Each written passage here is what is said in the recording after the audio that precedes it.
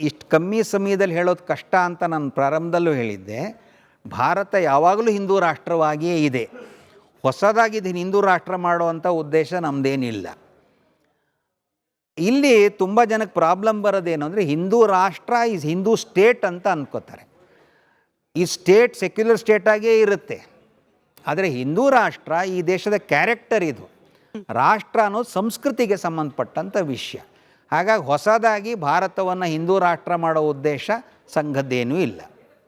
But ಈ ಹಿಂದೂ ರಾಷ್ಟ್ರ ಅಂದ ತಕ್ಷಣ ಸಾಮಾನ್ಯವಾಗಿ ಕೆಲವರ ಕಲ್ಪನೆಯಲ್ಲಿ ಏನು ಬಂದ್ಬಿಡುತ್ತೆ ಅಂದರೆ, ಈ ದೇಶದಿಂದ ಇರುವ ಎಲ್ಲ ಮುಸಲ್ಮಾನರನ್ನ ಹಾಗೆ ಹಿಂದೂಯೇತರ ಇತರೆ ಧರ್ಮೀಯರನ್ನ ಆಚೆ ಹಾಕಿಬಿಡೋದು, ಇಲ್ಲಿ ಕೇವಲ ಹಿಂದೂಗಳಿಗೆ ಮಾತ್ರ ಅವಕಾಶ, ಅಂದರೆ ಇಂಥ ಸಂಕುಚಿತವಾದ ಆಲೋಚನೆ ಕೂಡ ಇದೆ. ಇದೇನಾ ಹಿಂದೂ ರಾಷ್ಟ್ರ ಅಂದರೆ ಅಂತ? ಅಲ್ಲ, ಹಿಂದೂ ಅಂದರೆ ಏನು ಅಂತ ಮೊದಲು ನೋಡ್ಕೋಬೇಕು. ಹಿಂದೂ ಅಂದರೆ ಮೂಲವಾಗಿ ನಾನು ಸುಮಾರು ಇದೆ ಎರಡೇ ವಿಷಯ ಹೇಳ್ತೀನಿ ಅಷ್ಟೆ. ಒಂದು, ಹಿಂದೂ ಅಂದರೆ ದೇವನೊಬ್ಬ ನಾಮ ಹಲವು ಅಂತ ನಂಬಬೇಕು. ಈ ಪ್ರಕೃತಿಯನ್ನು ತಾಯಿ ಅಂತ ನಂಬಿ ಅದನ್ನು ನಡ್ಕೊಳ್ಬೇಕು. ಇದಿರೋರೆಲ್ಲ ಹಿಂದೂಗಳೇ.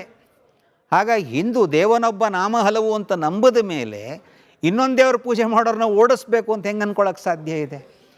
ಬೇಸಿಕ್ ಹಿಂದೂ ಕ್ಯಾರೆಕ್ಟರ್ನಲ್ಲೇ ಎಲ್ಲರೂ ಇಟ್ಕೊಳ್ಳೋದೇ ಆ ಹಿಂದೂ ಕ್ಯಾರೆಕ್ಟರ್ ಇದೆ. ಹಾಗಾಗಿ ಆ ಆರೋಪ ಮಾಡೋವ್ರಿಗೂ ಹಿಂದೂ ಅನ್ನೋವಂಥ ಕಲ್ಪನೆ ಅವ್ರಿಗೆ ಸ್ಪಷ್ಟ ಇಲ್ಲ.